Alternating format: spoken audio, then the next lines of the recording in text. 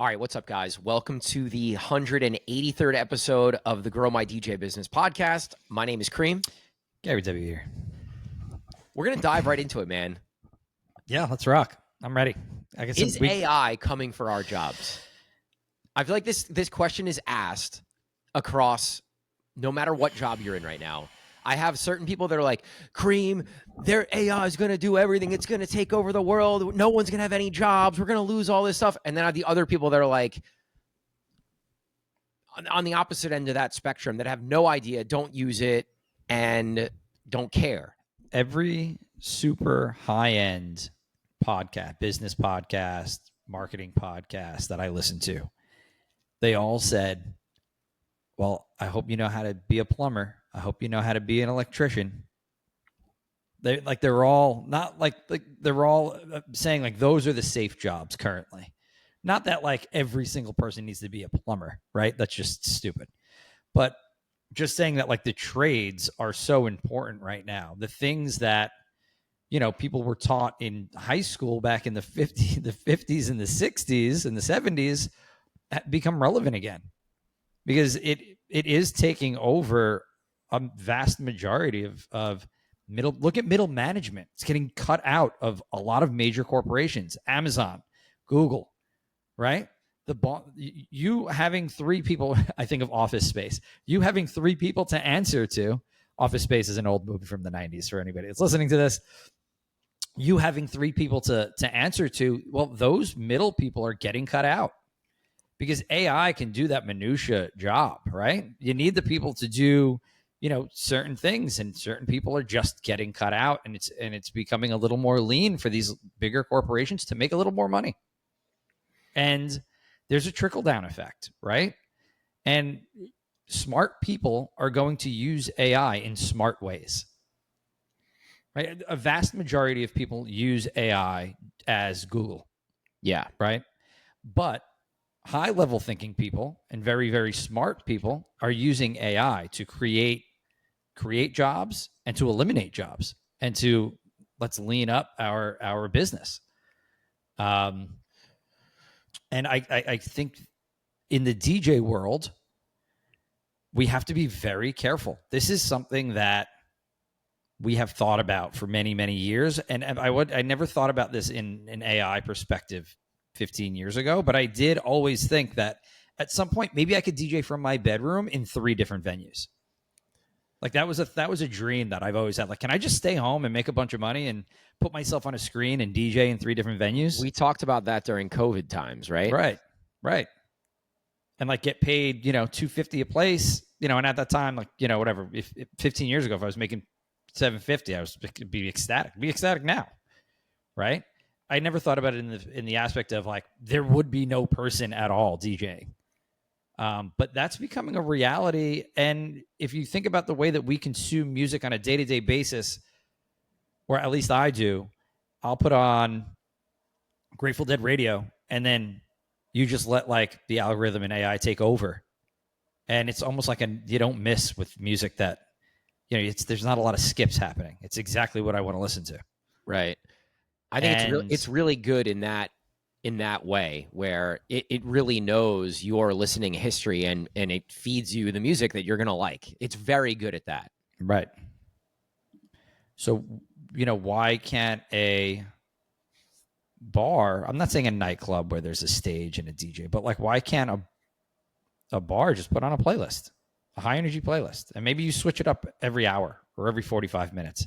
Maybe you switch the genre, and it's like, okay, well, I mean, I don't want to give people like the sauce to this, but like, it's like, you know, here's five artists that we should play for these 45 minutes. Here's 5 artists we should play for this 45 minutes. Sure, that might take a little bit for somebody to have a responsibility to do, but if you're looking to cut costs, it's not outside of the realm of possibility. I think I'm going to be a defendant of the DJ on this one. I think you took a very proactive AI stance for bars. I think no matter what, in most cases, a DJ is needed, right? You had already said, like, for the clubs, for the stages, I think that's important. A big part of what people who are going out to listen to music and to dance and to consume what we do, like the stage and the visuals and the artists, are a big part of that right now in this day and age, right? In a day where the DJ was tucked in the corner and all that stuff didn't matter, I might agree with you a little more. I still think there is, who are the people that are in front of me? What are they into? What are those cues that I'm taking as the DJ to adjust the music I'm playing? When is the right time to go from more chill music to more high energy music? I think all of that can't be done by AI. And I think that's an important part of what we do as DJs in a live DJ setting that AI can't replicate. AI can't look at the crowd and take those cues and realize when to change the genre or to speed up or slow down. And I think this whole podcast is talking about DJs reading a room and playing to the crowd and making the venue the most money. So in that respect, I think I will disagree as far as, is AI coming for our jobs, and is it taking DJ sets away? Let's approach this with the question then of what venues does this make sense in, right? Yeah. And I would argue, we already said big stages, DJ's the focal point of the room. You'll always have a DJ there 100% of the time, or you'll have some kind of AI bot at some point DJing, but that could be like further Star Wars, out. like the Cantina. I like Hogan's Cantina in Disney World and Disneyland. Yeah. DJ Rex. You could have that. Like, that could happen at some point. I'm not saying we're close to that now, but we could be closer than we know. But people are paying money to go see producers and artists go perform, right? And it's a concert, and that's a whole different thing. I think mid-level spots, your lounges where you have 500 or 600 people coming out to dance, you need a DJ in that room 100% of the time, absolutely. But what's the percentage of venues that are high-level booking? So you have a stage, DJ's the focal point. And what's the percentage of venues that are this mid-level where it's 400 or 500 people? Those are dwindling. These places are dwindling rapidly. So I would argue that a good percentage of places that hire DJs are local bars, probably 75%, if you were looking on a national level. Right? Yeah. And I'll agree with you on that. And you could maybe probably more. And maybe more is right. I was being very lenient there. I would argue that in a lot of those local just bars, you could get away with AI just playing for the night and have it do just as good a job, if not better, because a lot of the times the bartender, who knows the music better on a Friday and Saturday night than the bartender? Right. Well, yeah, agreed. But those venues maybe shouldn't even have a DJ. Like, that's what we're talking about. I think that's the venues that we probably shouldn't be placing DJs in are the venues that would maybe consider the AI or the Spotify or whatever. But like, those are going to be the lowest paying, that are the least popular with the DJs. And it's like, we probably shouldn't even put DJs there anyway, kind of thing. So it's like, maybe they're better off using the AI DJ, because like, what's the point of even putting a DJ there anyway in the first place? I totally understand that, but it is the vast majority of DJ bookings. Is it? I think though, that mid-level where it's a bar where people go to dance and hang out and watch a DJ, it's still, that aspect of watching a DJ is still at the forefront of the mid-level places even. Think about the venues that we book, right? Like, I won't name names, but like, some of those mid-level bars still get packed out, and a lot of people go and they want to hear music and dance and see a DJ. Those places, 100%, those places need a DJ. In my brain, it's like the low-level places that we are saying, do we even want to work with these places anymore anyway? Those are the places. Right. Those are the places. But I'm saying across America, those are probably a vast majority of how people get booked. I'd say maybe like a quarter. Think about our own business. What percentage of those venues do we book right now? Maybe a quarter, a handful. We are in a major metropolitan area. And I think that's a huge and you have a spattering of those across the country, and that's where you have the influx of those mid-level places. Your Phillies, your Detroits, your Houstons, your Miami. Well, Miami's more high level. Tampa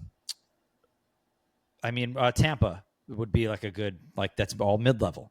And then you get to like Orlando, which is building currently, but it's a vast majority of just like bar bookings, and I feel like that's kind of what a lot of the country is. We're kind of getting off track here, but like, is it coming for our jobs? Like your job or my job?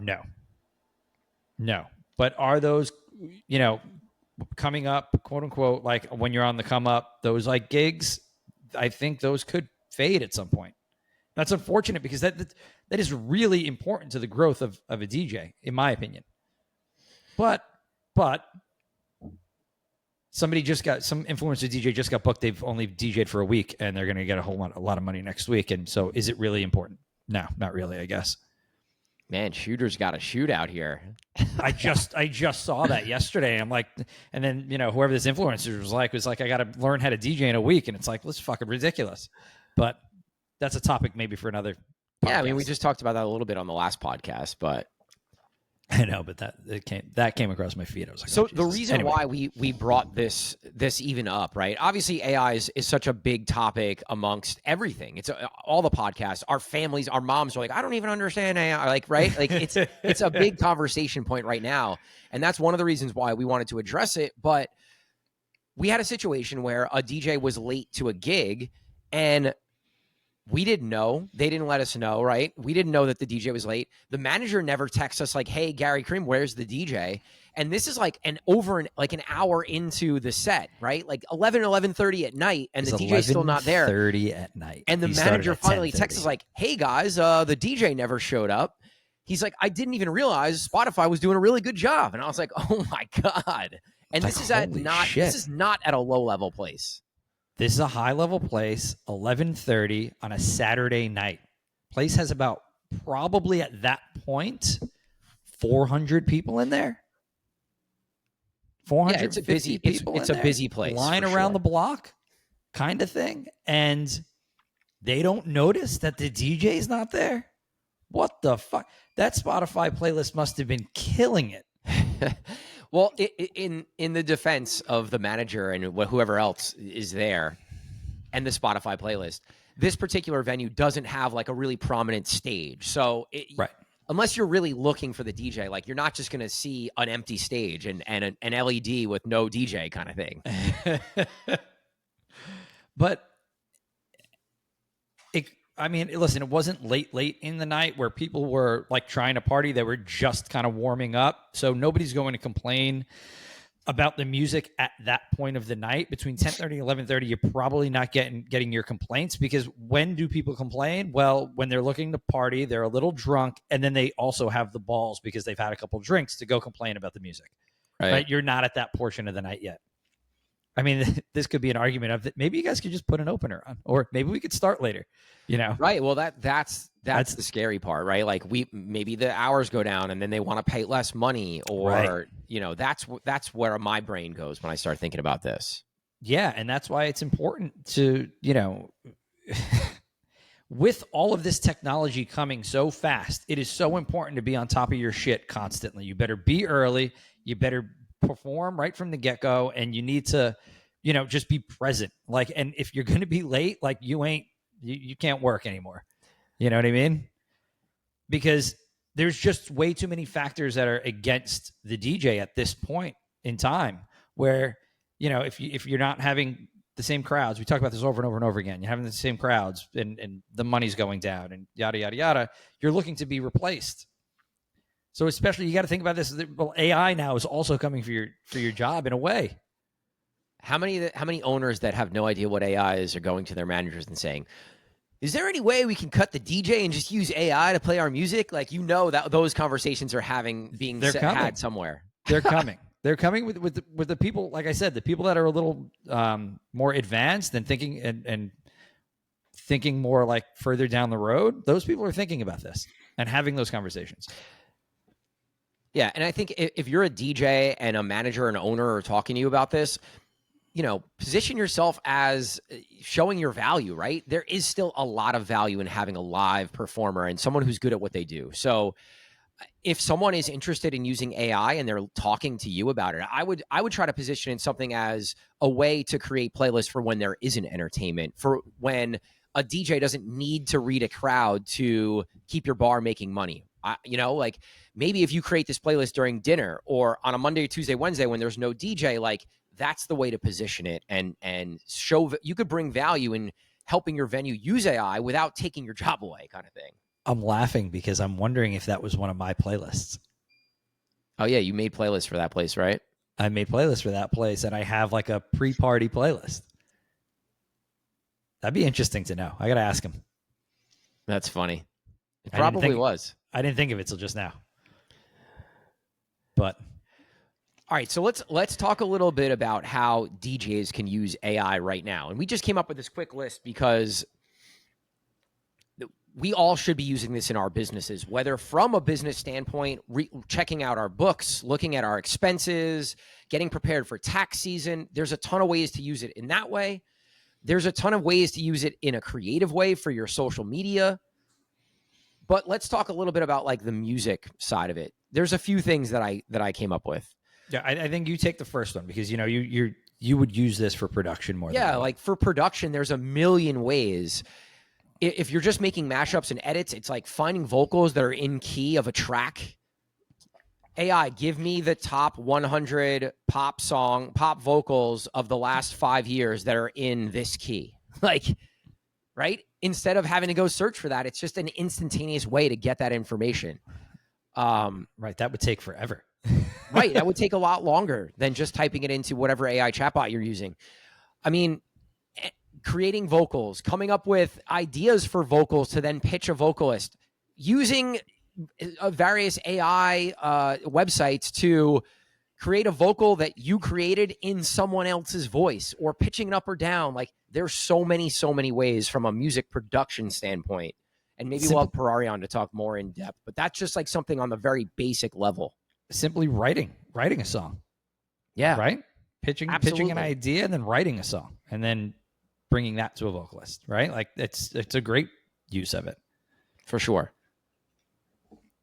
And then from a DJ perspective, like just preparing your music for events, right? Preparing music for gigs. Like, maybe you put in, I haven't done this yet, but maybe you put in like, I don't know, like top 25, like, that, okay, it's an old school hip hop set that you're going to do. And you haven't prepped for that kind of a set in a while. Give me your top 50 old school hip hop party songs. Boom. There you go. And you can kind of go through it and see if there's any holes that you're maybe missing in your crates or, ideas. We all have songs that we've forgotten about, right? So like, it's a great way to go. And you can do that in all the genres across the board and then create really great tight crates out of that. As a DJ, I think this is the most valuable use of AI right now. Yeah. I'll give you some examples. We were doing like a Lana Del Rey brunch, which is random, but I'm like, what other artists are similar to Lana Del Rey? And they gave me a list of artists that I could then go download or send to the DJ to be prepared for the set. Hey, I'm going to DJ in a new city. What are the top 20 most popular songs in Tampa right now? As a way to prepare. Hey Siri. Hey AI, I'm creating a pop tech house folder. What are the most popular pop tech house songs from the last 5 years? Hey, I'm opening for this artist. What are some songs that I could play that are not from this artist, but would fit in a set? Like There's 1,000 ways to use this. Yeah.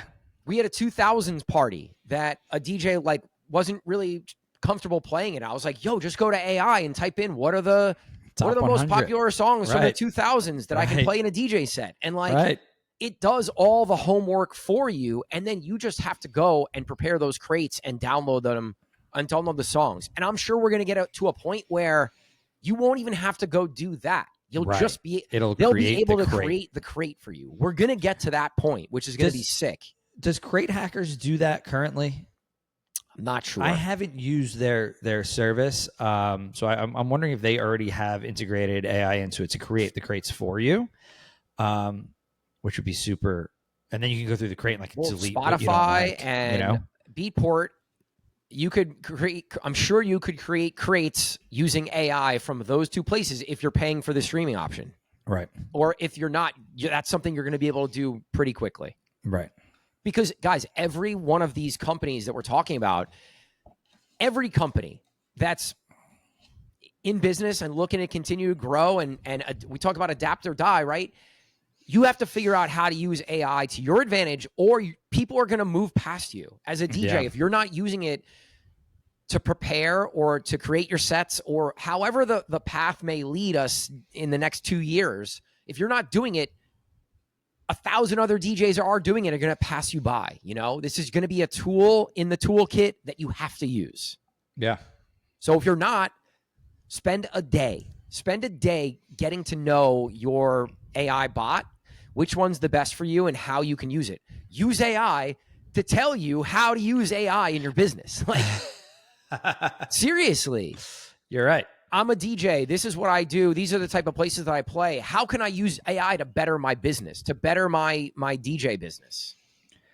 Not we all, but a lot of people will put new things like this off because it's not a part of their weekly kind of like their weekly to-do list, right? Like, just let's get used to it first. And we all know how that is. Rip the Band-Aid off, get used to it, and make it a part of your weekly ritual while preparing for gigs.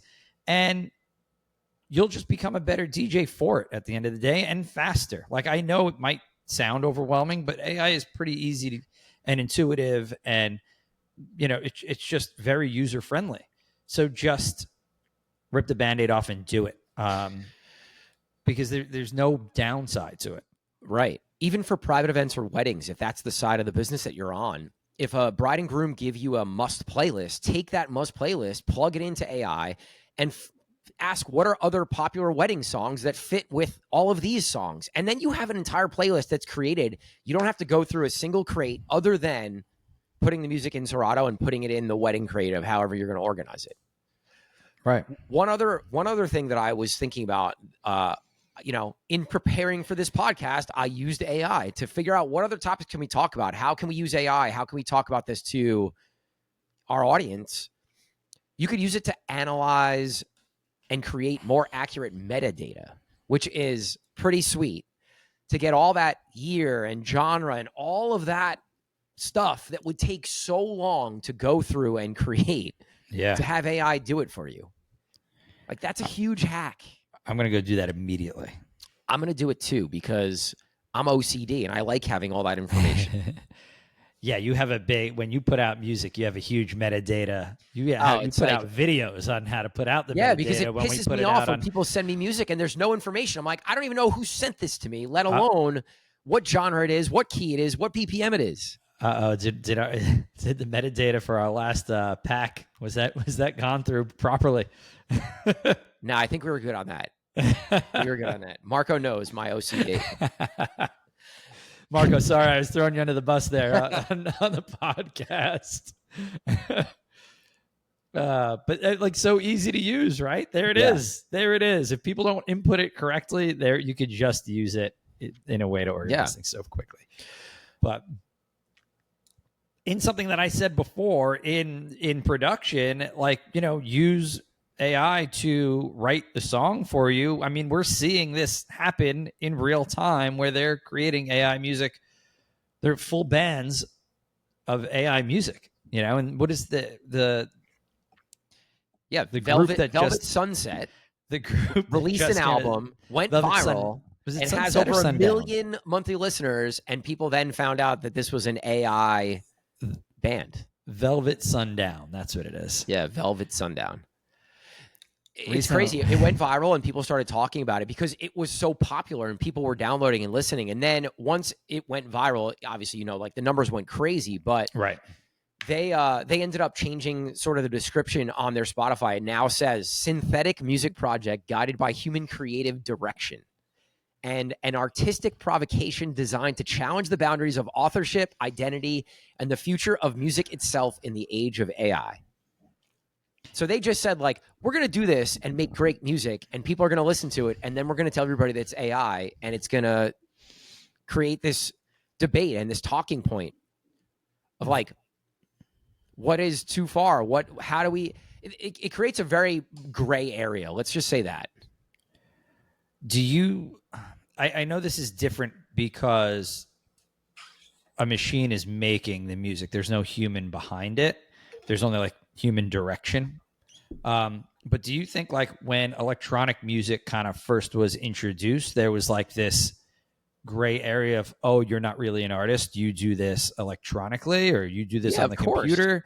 Just like the sample driven hip hop beats, people were saying, oh, well, you're just making music from other people's music. Like right.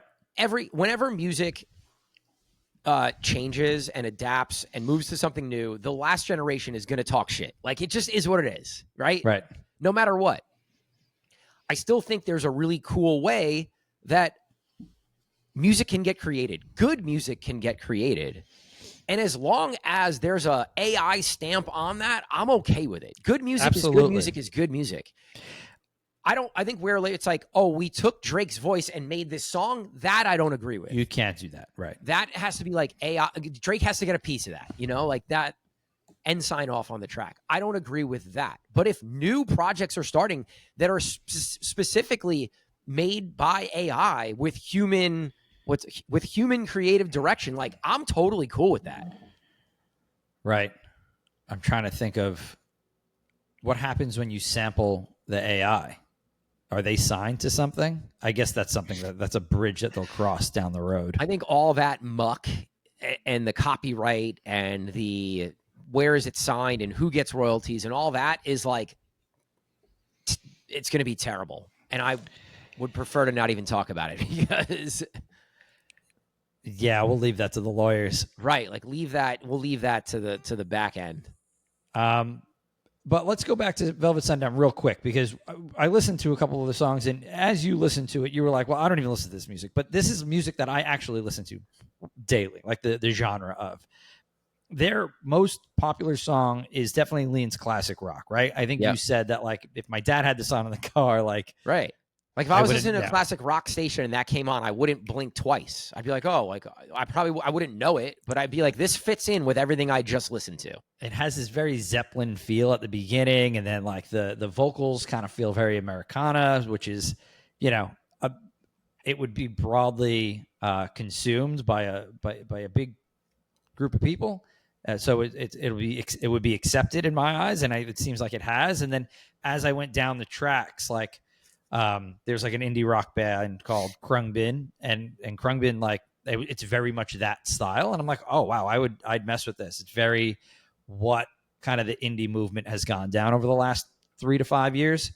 So it was really interesting to, I'm wondering what kind of direction that the people behind this gave the AI in order to create this music. And I have to imagine that it was just trying to paint a broad brush of what's easily consumed by a mass amount of people. Yeah, like the prompts would be interesting to see. I would also say that there's probably a lot more human interaction with it than people think. It's not like it just, like, you went to some platform and it just spit out this song, but maybe, I don't know.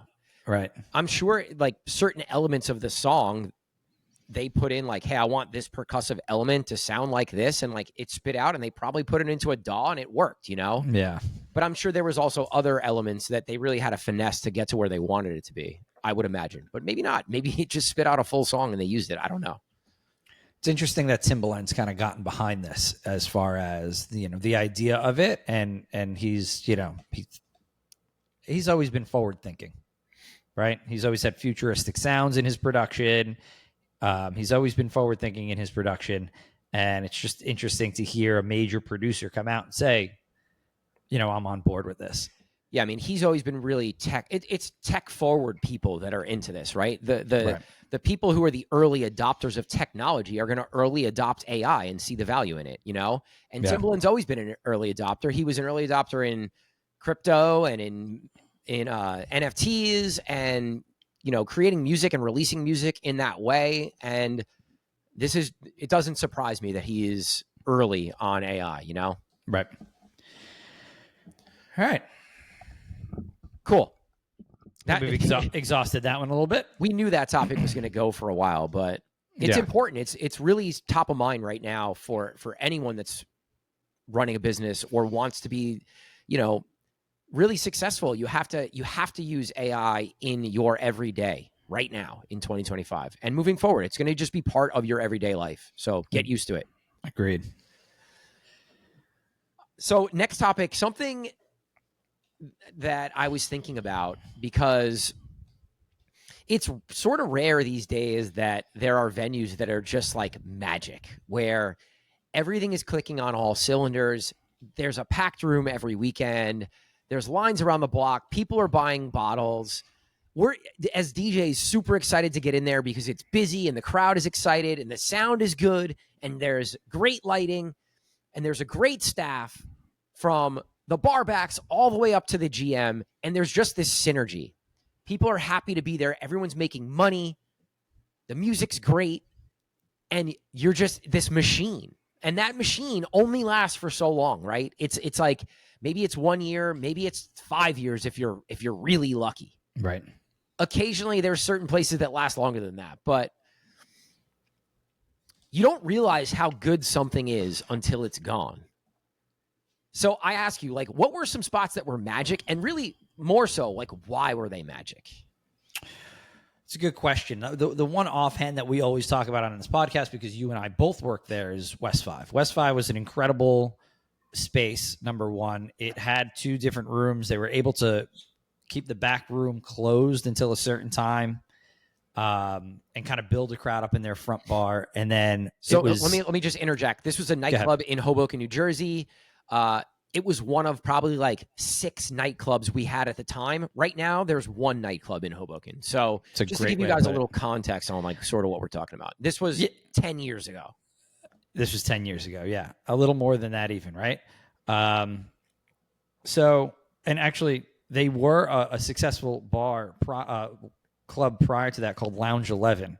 And then as things had changed in the industry, they remodeled and renamed, which we can get into that also in this conversation, how important that is and why that's important. So I think that was a special place. Yeah, they had great staff. They had great bottle service. Their bartenders were amazing, fun to work with, fun to get drinks from. We would all go and hang out there, even if we weren't DJing. I think that's a huge portion of this. You had bartenders go in there and hang out, even if they weren't bartending. That's how you know a place is hitting on all cylinders. We all hung out outside of there as well, which is another signal. Like, how many places that you work listening right now, do you actually hang out with staff from one of the venues that you work at? Probably very few. Right. And we all hung out. All hung out. In fact, we took the West 5 bus late night to Output one night, and we all got in trouble for that one. But it was Pasha the one night. It Pasha? It was after Pasha. Hours. We left. We all finished. Bartenders counted their money super fast. We jumped in the West 5 van that they used to pick up customers from the train station, or from apartments in the city. Mm-hmm. And we took that into the city to go to Pasha and party until the sun came up. "Quote unquote," stole the van to party. I just told this story. Many people got fired that next day because people posted it on social media. But yeah, I think that's the owner literally saw somebody post a picture from inside the van. Was like, "Is that my van? What are you guys doing in it?" But that's a great indicator of like when the place has the sauce, right? Like that was an amazing time. That's probably the number one, because I could think like every aspect of what that business was doing. The remodel, it was the peak of EDM music popularity. Yep. Right. We now had a more prominent DJ booth where everyone could see the DJ, which that venue had never had prior to that. Right. In Lounge 11, it was on the floor when we started, like in the corner. You're right. And it had all of the elements. It had all the elements. So that's one that stands out to me. Yeah, that one definitely stands out. I mean, Downtown Social in New York was another one that stood out. Our buddy Chris Kinzel sort of took that place over and made it his own, and like made it fun, And in that particular case, there was like one person who sort of drove the ship, and everyone saw how passionate and into it and dedicated he was to making it a fun place to be, sort of like took his lead and went with it. And again, it became a place where, you know, I hung out with people from outside of there, and they now work with us. And, you know, that was another one that I could think of where just really changed the whole dynamic of the venue and brought an aspect of like, we're going to make this place fun. We're going to make it good. Customers are going to have a great time and have the best experience possible. And that was like a little different than West 5, but Yeah. we got the same result, you know? Right. Because that person that, like you said, drives the ship, that energy, that dedication, that passion is contagious. And people want to work for those people. And I think that's become more important now than ever because of so many negative factors that you have going against you in the nightlife industry. So if you can have somebody be that positive force, it just becomes nothing but positivity across the staff. And you need that leader more than ever right now. Yeah. Well, we talked about something like, what if besides a GM, because we've talked about it a million times, GMs, they have so many things on their plate. And one of our business's value prop is, hey, GM, we'll take care of the schedule and communicating with the DJs. We'll take that off your plate. So maybe the GM isn't the right person to sort of be this host or creator of fun, so to speak. I just was thinking about like one or two other places, and I'm going to bring it right back to that. But a couple other places that were like really hitting on all cylinders, their ownership was at the forefront of leading the way. Yeah. For obvious reasons, but like they can only be there for a certain amount of years until they get burnt out because they have so much on their plates. Right. And they get older and they have families and just don't want to be there. And that's what happens. And that's why places kind of fade out. And then you got to put it on the GM. That's the next person in line. But as we just said, the GM has a lot of responsibilities as well. So where do you go from there? And it's something that we've never thought of, I don't think, but is having a host, having somebody that is like the party creator, the vibe creator, like the person that is making sure that everybody's having a good time, checked in on, your bottle's low, even though that's your waitress's job. But like you can always there's never too much customer service. You need to think about it that way, right? And you know, that person that they're there to have fun. That person needs to just be there to show up to have fun. Yeah. And just check on people. And rip a shot here and there with people, buy people drinks, do things like that. To an extent. Give away T-shirts, glow sticks, confetti poppers, like all that stuff. Like I think of like Slav and Justin at DJs sort of as that. Or like when Slav's doing stuff at Wicked Wolf on Sundays, like that's sort of his role there, right? Like we got to make sure everyone's having a good time. Make sure people are getting drunk, right? Because the more you drink, the more you're going to spend probably. Yeah. So let's lube you up with some free shots or, you know, a free beer or a round or whatever it is. And like, let's make sure everybody's having a good time. Something else I thought about just before we get off this was the places with GMs that are small part owners of those venues always seem to do a better job because that GM is more invested, right? Financially those owners are smart. Let's give our GM an incentive to act as an owner in this business, not just as the GM who comes here to work, but they now own a piece of this place, and the success dictates how much more money they make. You know, I think that's such a really smart thing. And we always talk about how the GM is so important. And this is like, I think the best way to have a leader in your building that's going to drive the rest of the staff as an owner. I love this business model because me too. The margins in this industry are so small that to really hire a quality manager, you know, you're between probably 80 and 100 grand. And like, can you absorb that when your margins are so small? So if maybe it's okay, I'm going to pay you 60. I'm just throwing numbers out there. Oh, I'll pay you 60, but here's 2% of the business. And now you can make a little extra money. Of course, that manager's more invested. Right. They're financially driven. So the one and only way you are driving people. You got to dangle that carrot. Dangle the carrot. Right. You got to make people work hard to earn their money, and they'll show up for you every single day. But if you've ever owned anything in life, so something as small as, I don't know, sneakers that you've always wanted, that you don't want to get dirty, or you're lucky enough to own your car, or lucky enough to own your house. You have pride in that, right? You take a lot of pride in it, and you make sure that it's taken care of. And same thing, if you just give a little percentage, put that person in charge, they're going to give you 110% back. Yeah. It's just a great way to do it. And not, we don't see it. We don't see those managing partners enough, I feel, in Jersey. I mean, in some places, like, you see a lot of full ownership in Jersey. In New York City, because the rents are so high, that you see a lot of managing partners, because there are a lot of smaller percentage owners. But maybe it's a great thought for even the single owner places. May I give up 2%? Not going to kill you. Yeah. So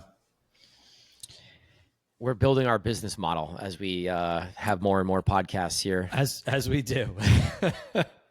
All right. Last topic I want to talk about. I was out of state in a venue. I'm not going to name it, but it was like maybe the third time I've been there, or fourth time, whatever it is. And we've had a specific format, right? It's like very dance music heavy. It's the way I play lately. Very dance music heavy. You dip down into hip hop for a couple quick sets, and that's it, right? You get in, you get out. And in this particular venue, you're sort of opening for yourself a bit. And the owner came up to me and was like, "Yo, Kareem, we're gonna change it up. It's been a little slower in here on Fridays. We want to start with the music a little bit lower, and I want you to play like the Afro house vibes." And, I dug down into that question and asked him a few times, like, well, what do you really mean about Afro house? And in him answering those questions, and in me just being a good DJ and doing this for a long time and understanding like what he was really looking for, it's not that he wanted just Afro house. He just wanted like more chill music that people knew, that gave a good vibe, that people could come in, have a cocktail, still be able to talk to each other, and hold off till like 11:30 for like the louder music and the lights to go down and the nightlife experience to start happening. But the music I played was just, it was Afro house. It was just more chill tech house. My BPMs were 122, not 126 or 128. Right. And the volume was lower. And I just laughed because, for a time it was, I want tropical house vibes. Then it was, I want rooftop vibes. And now it's, I want Afro house vibes. And you have to interpret what an owner really means, because they don't really know how to explain the music. They don't want you to just play Afro house for 2 hours as an opening set. They want you to give just a more chill vibe and experience, like I said, so that their customers can talk to each other. It's not a dance floor. It's more of a vibe. And it's a warm-up to the actual nightlife part of the set. You have to remember that the manager usually isn't well-versed in music, period, right? In most cases. And they're just going to say, I want the insert most popular genre vibes, right? Yeah. Tulum vibes was a thing. Tulum for a vibes is another one, yeah. But like, I think even when we were younger, it was like, yeah, whatever the vibe was. But you have to take that information and then bend it and expand it, not bend it. You have to expand it, right? And then be able to play a couple different genres that are close to that popular genre. This way it doesn't sound repetitive. And this way you're probably hitting on all cylinders of what that manager wants. And if worse comes to worse, and you're stuck and you don't know, well, just put that in AI and ask them, like, where can I go with that? With this genre of music, what are good genres to go off of? But you're a professional and you should really know your music catalog, right? Like, you have to have like a chill folder or a rooftop folder or some folder that you play. It's just good vibe house music. Or maybe if you're in an open format room or a hip hop room, it's more chill R&B type stuff or like reggae or whatever. But you have that folder that's your warm up folder or your chill folder for sure. But to get even outside of that chill, warm-up, Tulum, tropical, Afro house vibe. But like, I remember when EDM first came out, it was like, I want EDM. And it's like, well, at that point, we were well-versed in techno, and electro house was huge at the time. And, Progressive just house. Regular house, progressive house. Like, we all knew those genres at that point. But the owners were all saying, I want EDM. And it was like, well, I'm not going to just bang you with David Guetta over the head all night long. Right. Like, to be a good DJ, you're going to have to maneuver around and touch a bunch of different genres. But you just have to know that the manager that you're speaking to just isn't as well versed as you are. It's your fucking job. So, like, you know what? Take the information and just expound upon it. Right. For everyone listening, even we do the same thing, right? All of our venues, we give our DJs like, hey, this is the vibe of the place. But just because we tell you that doesn't mean that that's what you have to stick to. Be a DJ, read the room, play the stuff that you think is going to work best, right? Maybe there's a group that wants to hear a certain thing that is going to help make the bar more money and keep people there and make it more fun for everybody. And you have to go off of what the suggested music is. Right. So just don't take it so literal when you're DJing. Trust your gut, trust your instinct, read the room, and play the vibe that fits the moment. This brings you right back to the first conversation we had. This is where your job becomes important as a human. You need to read the room and actually understand what is needed at that very moment. And that's why AI will never take our jobs. On the flip side, though, if an owner or GM says, absolutely do not play this, well, then you listen literally. Yes. I was listening to another podcast and they were talking about it was either Vegas or LA. And it was like the owner came up to me and said, do not play hyphy, any hyphy music. And I guess the biggest song at the time was like an E40 track, and the DJ played it and never played there again. So like that's sort of the level of, if someone tells you not to do something, I wouldn't do it. But if someone tells you this is the vibe, you can then expound upon that vibe. Yeah, 100%. It's just being a DJ. We've talked about this. We've had a whole podcast about this, but I think understanding what the owner is telling you, and don't take everything so goddamn literally. Yeah. People I talk to DJs and they get nervous. Like, I get it being nervous talking to the owner when the owner wants something specific, but you have to understand you're the professional. Don't take offense and don't take everything so literal, because it's just not everything's that cut and dry. Right. Nothing in life is cut and dry. Ask a lot of questions if an owner or someone's coming up to you and you're not really sure. Ask questions to clarify. Like, yo, Kareem, play that EDM shit. Well, what do you mean? Do you mean like Fisher, or do you mean like somebody else? Like, give them somebody that give some examples. Excuse me. Give some examples, or ask more questions to dig down into getting more information of what they really want. You know.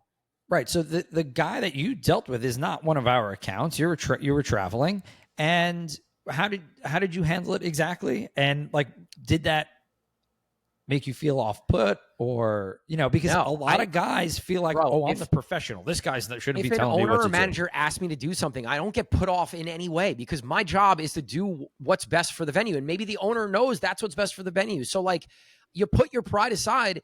This is a travel gig that I'm getting paid a good amount of money to go do. So you still deal with it on that level, or on the $300 bar gig. Like, it's the same shit. You have to have the same outlook. How did I handle it?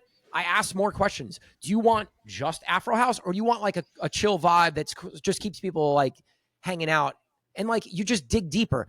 Do you like this artist? What do you think about? Do you want R&B, or do you just want all house music? Like, you just ask more questions and you get a better idea for where his head's at. Not so general. And then you go be a pro. And that's it. Perfect. I think it's a great advice to end this podcast. Yeah. Promo. Get Down Radio with the homie Louie just came out this week. Go check that out wherever you SoundCloud and all the platforms. Get Down Edit Pack came out a couple weeks ago. That's been doing really good on Hyped It. I think we were like number 2 or number 3, which is awesome. Love it. A lot of really great tracks on there and great artists from all over the place. So shout to everybody that has checked that out. If you haven't, please go do that. What else, Gar? You know what? One thing I don't see, anybody that maybe that listens to this and you're playing if you're playing any of the tracks off of the Get Down Edit Pack or any of the Get Down DJs edits, like, throw it on a video and tag us. We're always looking to promote other DJs and get other DJs' names out there, especially if you're supporting the Get Down DJs. Throw it on your story, tag us, and we'll repost you. That's actually smart. Throw us a follow, and like, because I never see it, but I do know that there are a lot of DJs, and there are a lot of international DJs that play Get Down DJs music. And I get to see those reposted. That's always very nice. But, just even listeners, I would love to see it. Yeah, I mean, if anyone tags me playing one of my edits or songs, like automatic repost. So maybe that's a cheat code And a follow to get a little self promotion or get somebody more eyes on your videos. Absolutely. It's a great way. So we appreciate you guys. Cents. Thanks for listening. Enjoy the rest of your summer. My travel schedule is insane and awesome, and I couldn't be happier with all the stuff I got going on the next couple weeks or next month, couple months, whatever it is. So that's it. Appreciate you guys. Thanks for listening. All right, guys. Talk to you soon. Peace out. Talk soon. Peace.